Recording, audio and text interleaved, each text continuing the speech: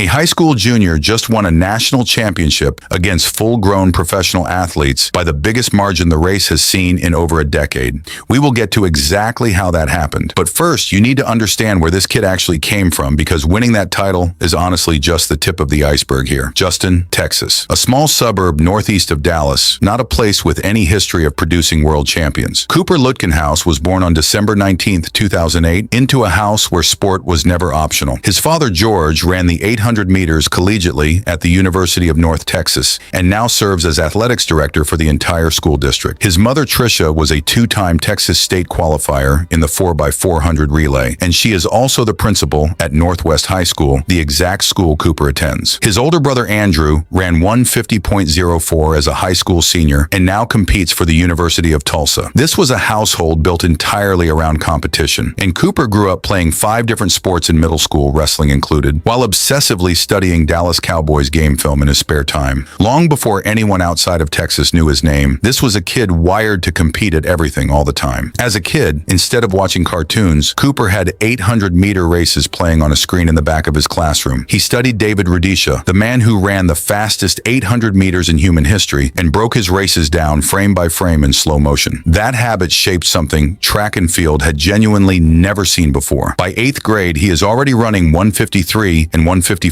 in the 800 meters. Most adult recreational runners would call that the race of their life. He is doing it at 14 years old, and he wins the Brooks PR Invitational and the Nike Outdoor Nationals in the same stretch. The track world notices a little, the way it always does with a fast young kid, and quietly wonders if it holds up, because being fast in middle school Texas means absolutely nothing to the men racing the Diamond League circuit. That same year, at just 14, Cooper gets selected into the Nike Elite program, an initiative that hands mentorship and real competitive opportunities to only 40 high school track athletes in the entire country. He goes into high school and simply does not lose an 800. Texas Class 5, a state title as a freshman, Class 6A the year after, undefeated, getting faster every single season. In February 2025, still only 16 years old, he runs 146.86 at the legendary Millrose Games in New York City, shattering the national indoor high school record on the spot. That same year, he breaks a 29-year-old outdoor national high school record, running 145.45 at Nike Outdoor Nationals. His coach at Northwest, Chris Capo, watches the times drop nearly every single week and knows something bigger is coming. Nobody knows yet just how big. August 3rd, 2025, Hayward Field, Eugene, Oregon. USA Outdoor Track and Field Championships, the most competitive national meet on the entire planet. The 800-meter final includes Donovan Brazier, the 2019 world champion.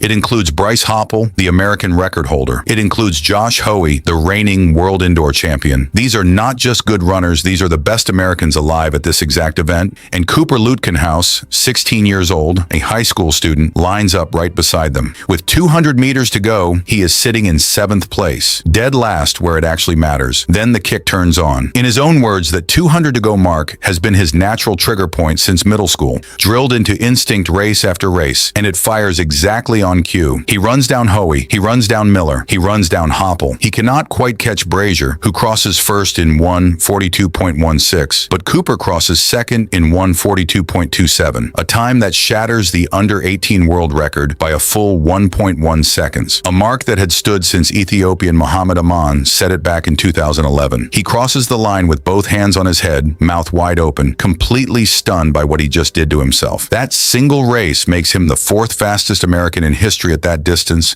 and ranks him 6th in the entire world that year. Not among teenagers, 6th overall on the planet. Donovan Brazier, the man who beat him, does not hide what he is thinking afterward, calling him phenomenal and saying he is glad to be 28 with only a few years left, because he hopes he does not have to deal with this kid once he hits his prime. That silver medal punches Cooper's ticket to the World Championships in Tokyo, making him, at 16, the youngest man ever to represent the United States at a World Championship. Tokyo does not go the way anybody hoped. Cooper gets eliminated in the preliminary round, finishing 7th in his heat, jet-lagged and racing his first senior global championship straight off a full high school cross-country and track season with basically no real break. He bends over after that race, hands on his knees, completely drained, and later admits it was one of the most painful moments of his life. Not from injury, just from watching his breakout season end quietly in front of 60,000 people. He promises himself he will never forget that feeling, and that promise changes everything that comes next. Cooper turns professional and signs with Nike before before he has even finished his junior year of high school. While most kids his age are stressing over college applications and prom, Cooper is training through the fall and winter with that Tokyo memory as fuel every single day.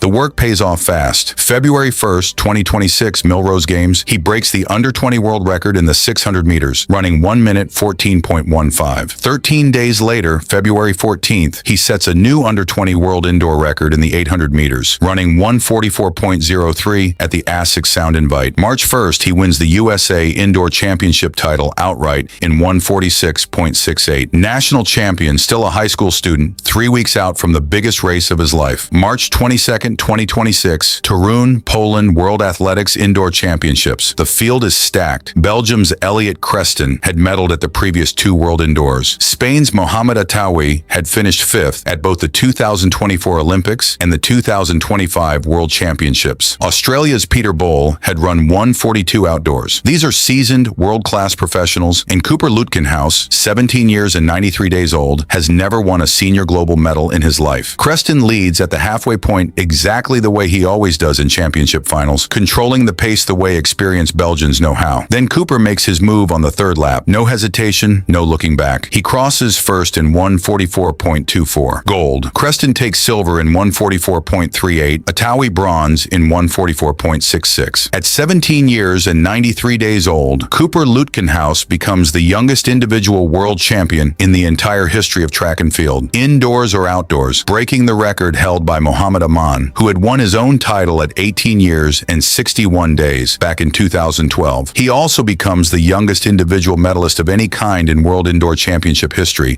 breaking a record that had belonged to Cuban high jump legend Javier Sotomayor. Standing there afterward, he says he came in thinking he probably wasn't the favorite, but that anytime he feels like he can step into a final, he has a chance to win, and that on that 3rd lap, he just wanted to make a defining move. Then he keeps going. At the Oslo Diamond League, he lines up against Emmanuel Wanyonyi of Kenya, the reigning Olympic champion. This is not a high school race, not a national championship. This is one of the biggest international meets on the calendar, filled with grown professionals who have raced on the largest stages sport has to offer. Cooper runs 142.08. He beats Wanyonyi by 1/100th of a second, a margin about the width of a fingernail, posting the world's leading time of the year in the process, and becoming the 3rd fastest American ever run over that distance. Every part of that story sounds like something out of a movie, but Cooper is human, and even the best athletes lose sometimes. At the Prefontaine Classic in Eugene, Brandon Miller pulls away in the final meters and beats him, 143.68 to 144.62, his first loss of the entire year. Cooper doesn't make excuses. He simply says if 144 is his bad day, he will gladly take it, and treats the loss as something to sharpen before nationals rather than something to hide from. Which brings us to New York City, Icon Stadium, USA Outdoor Championships. Cooper opens with a smooth, controlled heat in 145.83, clearly saving everything for what's coming. In the final, he stays patient through the opening laps, and with about 250 meters left, he simply pulls away and never looks back. He crosses in 143.48, and the rest of the field is not even in the picture by the time he finishes. His margin of victory is over a full second, the largest winning margin in a